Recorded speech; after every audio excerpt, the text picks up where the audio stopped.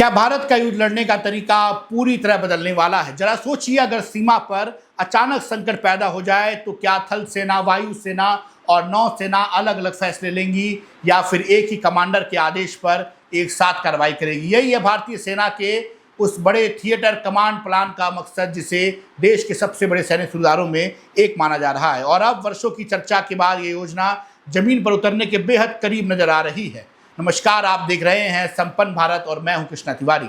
आज की इस खास रिपोर्ट में हम समझेंगे कि आखिर थिएटर कमांड क्या है, इससे भारत की सैन्य ताकत कैसे बदलेगी, कितनी कमांड बनाई जा सकती है और इसे लागू करने की सबसे बड़ी चुनौती क्या है। जानकारी के मुताबिक हाल ही में चीफ ऑफ डिफेंस स्टाफ यानी सीडीएस का पद संभालने वाले जनरल एनएस राजा सुब्रमणी थिएटर कमांड का अंतिम खाका रक्षा मंत्री राजनाथ सिंह के सामने पेश करने की तैयारी में है। माना जा रहा है कि कारगिल विजय दिवस के बाद इस अहम प्रस्ताव पर विस्तार से चर्चा हो सकती है। हालांकि सरकार की ओर से अंतिम घोषणा का इंतजार किया जा रहा है।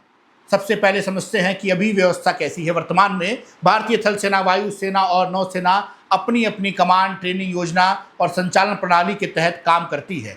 किसी बड़े संकट या युद्ध की स्थिति में तीनों सेनाएं आपस में समन्वय बनाकर कार्रवाई करती हैं, लेकिन उनके लिए एक साझा कमांडर नहीं होता है। अब बात करते हैं थिएटर कमांड मॉडल की। इस नई व्यवस्था में देश की भौगोलिक और रणनीतिक जरूरतों के आधार पर अलग अलग थिएटर कमांड में बांटा जाएगा। किसी एक क्षेत्र में मौजूद थल, वायु और नौसेना की ताकत एक ही कमांडर के अधीन होगी, यानी युद्ध या सैन्य अभियान के दौरान एक ही अधिकारी तय करेगा कि किस समय किस सेना की क्षमता का इस्तेमाल कैसे करना है। इससे फैसले लेने की गति बढ़ाने और संसाधनों के बेहतर उपयोग की उम्मीद की जा रही है। शुरुआती प्रस्तावों के अनुसार भारत में 3 प्रमुख थिएटर कमांड बनाए जाने की चर्चा है। पहली उत्तरी थिएटर कमांड, जिसका मुख्य फोकस चीन सीमा से जुड़े क्षेत्र होंगे। दूसरी पश्चिमी थिएटर कमांड, जो पाकिस्तान सीमा से संबंधित अभियानों पर ध्यान देगी। और तीसरी मैरीटाइम थिएटर कमांड, जो भारत के समुद्री तटों और हिंद महासागर क्षेत्र की सुरक्षा की जिम्मेदारी संभाल सकती है। बताया जा रहा है कि प्रत्येक कमांड का नेतृत्व 4 स्टार रैंक का अधिकारी करेगा, जिसका दर्जा सेना प्रमुख के समक्ष होगा। अब सवाल उठता है कि इस बदलाव की जरूरत क्यों पड़ी है। एक्सपर्ट्स का मानना है कि आधुनिक युद्ध केवल जमीन, समुद्र या हवा तक सीमित नहीं रह गया है।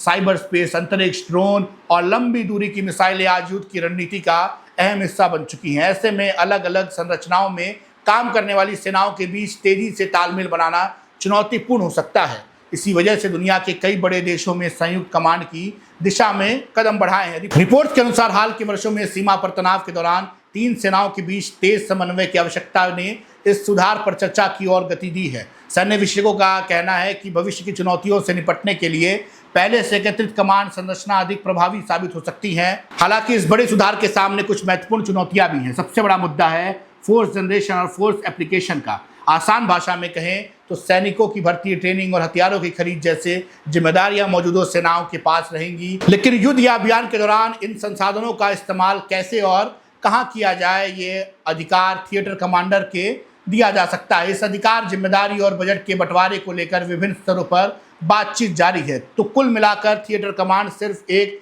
प्रशासनिक बदलाव नहीं, बल्कि भारत की सैन्य सोच में बड़ा परिवर्तन माना जा रहा है। अगर ये योजना लागू होती है तो भविष्य में भारतीय थल सेना, वायु सेना और नौसेना पहले से कहीं अधिक एकत्रित तरीके से काम कर सकती हैं। अब सबकी नज़र सरकार रक्षा मंत्रालय के अगले फैसले पर टिकी है, जो इस ऐतिहासिक सैन्य सुधार की दिशा तय करेगा। फिलहाल इस रिपोर्ट में इतना ही। अगर आपको ये विश्लेषण उपयोगी लगा हो तो वीडियो को लाइक करें, चैनल को सब्सक्राइब करें और देखते रहिए हमारे साथ संपन्न भारत। मैं आपके साथ कृष्णा तिवारी। धन्यवाद। जय हिंद।